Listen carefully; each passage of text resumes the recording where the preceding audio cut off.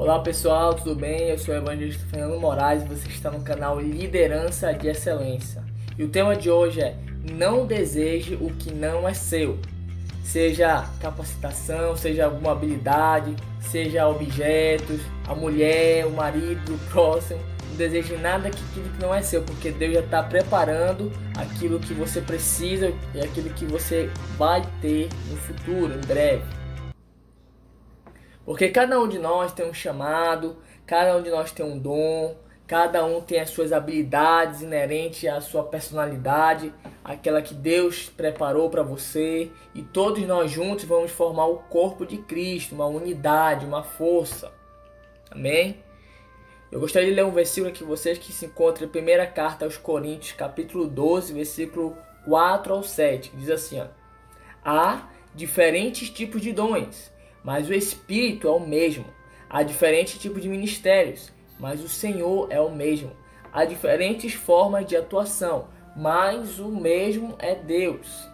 Mas é o mesmo Deus, quem efetua tudo em todos. A cada um, porém, é dado a manifestação do Espírito, visando ao bem comum. Então, como eu falei, o Espírito Santo ele vai dividir de acordo com a sua vontade soberana quem vai receber qual dom, qual habilidade, qual capacitação, seja secular ou seja espiritual. Tudo isso Deus vai nos dar e vai nos mostrar o caminho, aquilo que vai arder no nosso coração, aquele dom, aquela profissão que vai fazer que a gente venha sentir um enorme desejo de exercê-la. Então esse é o seu dom. E tudo isso é para o bem do próximo. Eu quero compartilhar com vocês uma fábula do Jotão. Quem é Jotão? Jotão ele era o filho mais novo de Gideão. E ele usou uma fábula para se comunicar com o povo de Siquém, que era uma cidade de Israel. E ele usou essa fábula para facilitar a compreensão e também lançar uma profecia que iria acontecer.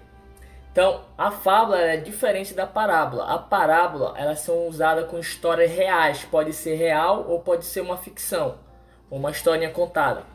A fábula não. A fábula 100% é uma história inventada para trazer algum tipo de lição, algum tipo de ensinamento. Porque vai usar elementos que não falam. Por exemplo, vão usar as árvores, vão usar os animais, vão ali colocando ali uma borboleta falando com uma cobra. Então vai usar vários elementos da natureza que não falam para tirar uma lição. Então aqui nessa fábula, Jotão vai usar árvores. E a primeira árvore que ele usa é a oliveira. Então ele disse que várias árvores se reuniram e foram falar com a oliveira pedindo que ela fosse a sua rainha, o seu rei. E ela falou: como não? Eu não vou deixar de produzir as minhas azeitonas, o meu azeite que alegra tanto a Deus quanto aos homens, para ser rei. Então ela entendeu ali a sua identidade, ela sabia que ela tinha uma missão muito importante.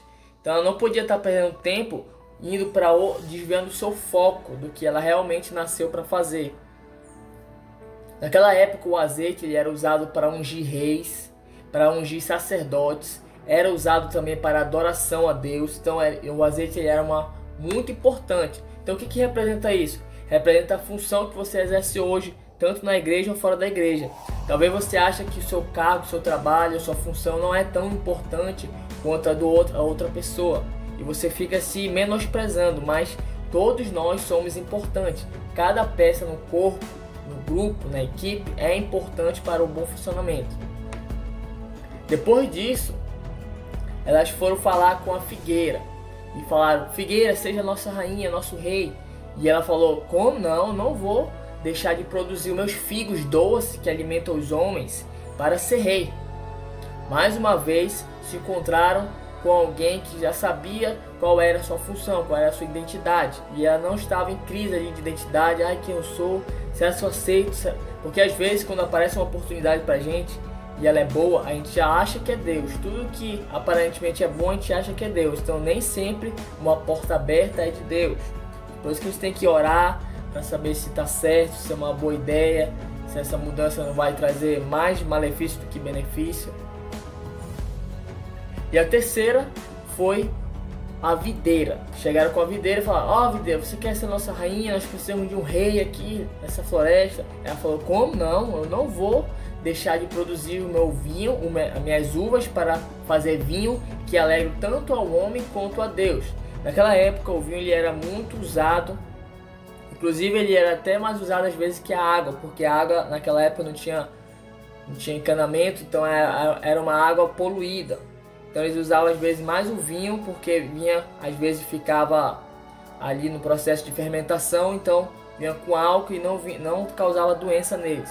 Então eles usavam bastante vinho para trazer alegria quando tinha festa, quando tinha casamento, essas coisas. E por último chegaram com o espinheiro. E o espinheiro logo aceitou essa função, mesmo não sendo a dele, mesmo ele sabendo que ele tinha outra função, mas ele estava com ganância de poder, querendo o trono, querendo alimentar a sua vaidade, sua soberba, e ele aceitou. Mas ele também aproveitou para fazer uma ameaça. Se vocês querem que eu seja o seu rei, se aproximem de mim. Mas se vocês não querem, que de mim saia fogo. Então por que ele falou isso nessa parábola, nessa fábula? Porque naquela época, esses espinheiros, eles pegavam fogo mais rápido por ser seco. E eles iam contaminando toda a floresta pegando fogo. Então quando o fogo chegava nos espinheiros, rapidamente se espalhava pela floresta. Então por isso que ele usou essa parábola que lá na frente aconteceu. E essas árvores, elas representam Gideão e Esté, que rejeitaram serem reis, porque não era a época de ser rei. Eles estavam vivendo uma teocracia. O que é uma teocracia? É viver de acordo com a vontade de Deus. Deus ele era o rei daquela nação, da nação de Israel. Então eles não queriam rei naquela época, porque ainda não tinha começado a monarquia. O primeiro rei foi Saul, ainda não tinha chegado nessa época. Foi depois de Juízes. E quais as lições que nós podemos aprender com essas lições? A primeira, todas as árvores já sabiam a sua identidade. Não almejavam o lugar que não era delas. Então é muito importante que cada um saiba a sua identidade. Quando você não sabe qual é o seu propósito de vida, quando você não sabe quais são os seus dons, a profissão que você vai exercer, você fica preocupado olhando para o lado e acaba se esquecendo de olhar para si, para o que Deus chamou você. Então você acaba ficando com inveja, que é o segundo ponto. Não devemos ter inveja dos outros, não devemos ficar com raiva do sucesso dos outros, e sim procurar fazer o que nós fomos propostos a fazer. A terceira lição, devemos encontrar nosso propósito de vida. Então como é que eu faço para encontrar meu propósito de vida? Você tem que pesquisar, você tem que procurar qual a profissão que você mais se agrada, qual o ministério na sua igreja que você mais se adequa. Então você vai começando a sentir, as coisas vão sendo encaminhadas, você tem que orar e Deus vai lhe direcionar para a função que Ele quer que você exerça na igreja, seja qualquer coisa, Deus vai te direcionar, mas para isso você precisa orar, você precisa pedir também conselho dos mais velhos na sua igreja, ou até mesmo conselho profissional, se for para trabalho. E a última é que juntos, quando cada um está no seu devido lugar, no propósito que Deus estabeleceu para você, nós formamos uma unidade, nós formamos o corpo de Cristo. E nós ficamos fortes, porque uma unidade é uma unidade de poder. E eu finalizo aqui dizendo, Deus já tem a sua história escrita. Você só precisa perguntar dele qual é. Evangelista Fernando Moraes, que Deus te abençoe. Curte aí, compartilha e vamos nessa.